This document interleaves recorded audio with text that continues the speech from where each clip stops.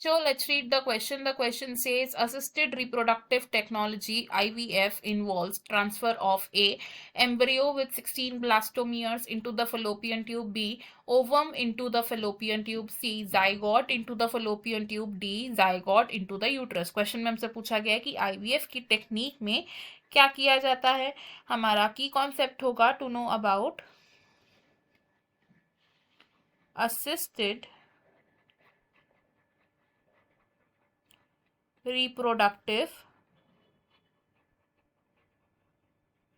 Technologies, जिसे हम commonly ART के नाम से भी जानते हैं. नाउ असिस्टेड रिप्रोडक्टिव टेक्नोलॉजीज का एक एग्जांपल है IVF which is in vitro fertilisation.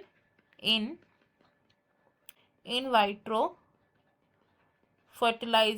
Vitro fertilization में क्या किया जाता है, स्टिमुलेटेड लैबोरेटरी कंडीशंस में जाइगोट को प्रोड्यूस किया जाता है by fusion of the gametes.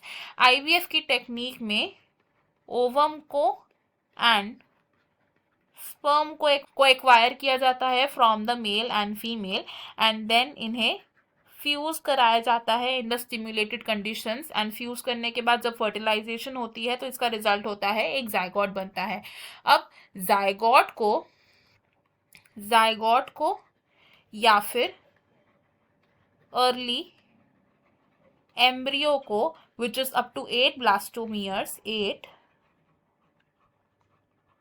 Blastomeres, इसे क्या किया जाता है, it is transferred to the fallopian tube of the female for the further development. And अगर हम मोर देन 8 या फिर मोर देन 16 ब्लास्टोमियर्स के स्टेज के एम्ब्रियो को ट्रांसफर कर रहे हैं तो इसे ट्रांसफर किया जाता है into the uterus for the implantation. And then इसे हम बोलते हैं IUT which is intra uterine transfer. तो हमने यहाँ क्या कंक्लूड किया कि IVF की टेक्निक में हम क्या करते हैं, एम्ब्रियो विद 16 ब्लास्टोमियर्स को फेलोपियन ट्यूब में तो ट्रांसफर नहीं करेंगे, it is transferred into the embryo, तो ये रॉन्ग हो जाएगा. ऑप्शन बी क्या है, ovum into the fallopian tube, ये भी रॉन्ग होगा बिकॉज IVF की टेक्निक में हम जाइगोट की प्रोडक्शन को इंड्यूस करते हैं. ऑप्शन सी हमारा करेक्ट है. एंड ऑप्शन डी भी रॉन्ग होगा बिकॉज यूट्रस में हम जाइगोट को ट्रांसफर नहीं कर सकते. Zygote is only transferred into the fallopian tube. इस क्वेश्चन में हमारा जो करेक्ट आंसर है that is option C. I hope you understood it well. Best of luck. Thank you.